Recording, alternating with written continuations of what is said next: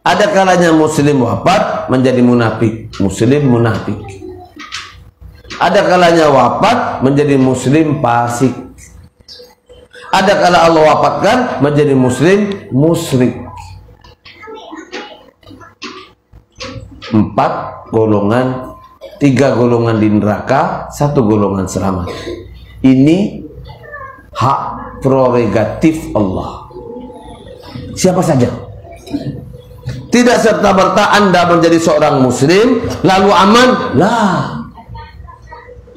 Atau saudara Anda melakukan keburukan, kemaksiatan, kebejatan lalu masuk neraka? Tidak. Haknya Allah. Haknya Allah. 3 masuk neraka, 1 yang selamat. Siapa itu? Muslim yang mukmin. Kok gitu Ustaz? Iya, karena tidak semua muslim dia mukmin. Kalau dia mukmin pasti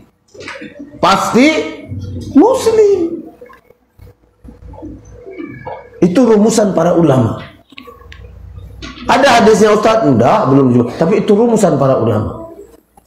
Karena ini menjadi prinsip dalam agama, tidaklah semua muslim itu selamat di dunia, selamat di barzahnya, selamat di akhiratnya. Oleh karena itu kita diwajibkan belajar tentang agama Allah yang mulia.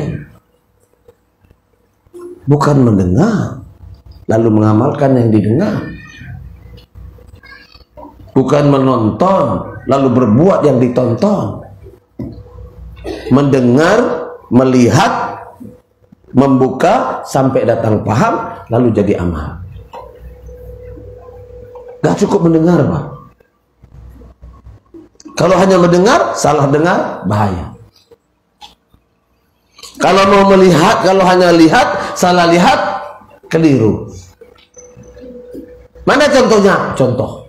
Maaf ya Pak, maaf. Beramal dengan melihat. Oh gitu ya. Oh gitu sholat sahabatnya. Oh ya, aku pun begitu. Maaf ya, maaf. Saya sampaikan maaf dulu. Contoh sederhana. Coba renungkan, tenungkan, cari dalil, cari ayat. Ini kita membahas dalam konteks ilmu dan sunnah. Tidak bermaksud tujuan tertentu. Saya dibesarkan di pondok pesantren Nahdiyin. Mbah saya Imam Bulkin. Nahdiyin tulen, Nahdiyin garis lurus. Bukan Nahdiyin garis zigzag atau Nahdiyin garis kiri. Maaf ya Pak. Lurus. Tapi saya berorganisasi Muhammadiyah. Halo. Keren kan? Halo. Nah, saatnya sampai di ijo aku lu ijo. Nek haul mbahku. Jawi toh? Nah. Cara ngomong Jawi nek ra nggo usah ijo. Sorry. Itu bahasa Jerman. Baik. Saya kasih contoh. Penting. Kenapa penting? Dalam sholat, setelah sholat.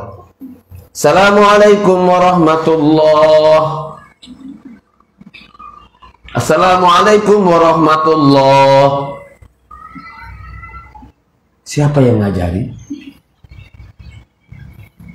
Assalamualaikum warahmatullah. Kita sudah tasahud. Assalamualaikum warahmatullah. Assalamualaikum warahmatullah. Pertanyaan ilmu dan pertanyaan sunnahnya, siapa yang ngajari? Jawab. Pening. Buka kitab sampai ke langit 7, tidak akan jumpa dalilnya. Dawang itu kebiasaan kiai-kiai saya. Dalilnya kebiasaan kiai. Sudah? Sudah. Assalamualaikum warahmatullahi. Assalamualaikum warahmatullahi. Mengusap? Bukan. Coba cari dalilnya. Maka Anda akan jumpakan beberapa hadis. Semua sahabat setelah sholat, Assalamualaikum warahmatullahi, Assalamualaikum warahmatullahi, mereka membersihkan keningnya. Mereka membersihkan keningnya. Kenapa? Kenapa? Karena di Masjid Nabawi ketika itu tidak ada karpet merah. Tidak ada karpet merah, tidak dipasang keramik, cor-coran pun enggak, di atas pasir. Maka pasti nempel. Sebab itulah kalau selesai sholat, setelah salam itu dulu bersihkan, ya. Maka ada sahabat yang menengok, oh gitu ya, sudah sholat. Ada dalilnya, ada. Sami'tu, aku mendengar. Ra'aitu, aku melihat. Memang sahabat melihat. Memang sahabat ini. Waduh, panjang debatnya. Saya tidak mempermasalahkan itu, tapi beginilah cara orang memahami agama Allah yang dibawa oleh Rasulullah. Sama-sama nengok, Pak. Kanjeng sang pangeran kita Nabi Shallallahu Alaihi Wasallam, sama-sama dilihat, sama-sama bisa berbeda,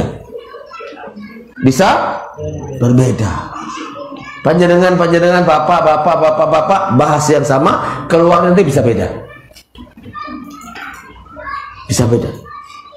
Untung ada rekaman sebagai barang bukti supaya tidak salah. Kalau ceramah saya diputus, dipotong. Nah, ini ulama Wahabi nih. Betul? Halo? Nah, cengguyu dulu. Jangan ketawa-ketawa. Akhirnya tuan-tuan, puan-puan terjerembab pada baku hantam di media sosial. Terus siapa yang ketawa? Betul, setan dalam bentuk manusia. Dia sholat seperti kita, sedekah haji umroh seperti kita. Itu memang yang diharapkan. Itulah ghazwal fikr, perang. Baik, itu contoh ekstrim. Kalau kita beramal hanya nengok. Padahal Nabi melakukan seperti itu. Abu Bakar melakukan seperti itu. Tidak sejatinya. Baik, itu hal penting. Dari sini kita menjadi mengerti dan paham bahwa itu tidak apa-apa, tidak masalah, ya. Cuman ikhtilaf pandangan tentang balikkan tangan dan usap, nggak masalah. Itu tidak substansi, itu masalah furu', masalah cabang, nggak penting. Dari beberapa kalangan ulama, anda selama dia sholat zuhurnya 4 rakaat, asarnya 4 rakaat, maghribnya 4 rakaat, isaknya 4 rakaat. Kalau beda, maghribnya jadi 12 rakaat, isaknya jadi 1 rakaat, subuhnya jadi suka-suka dia rakaatnya, itu baru ditempelin.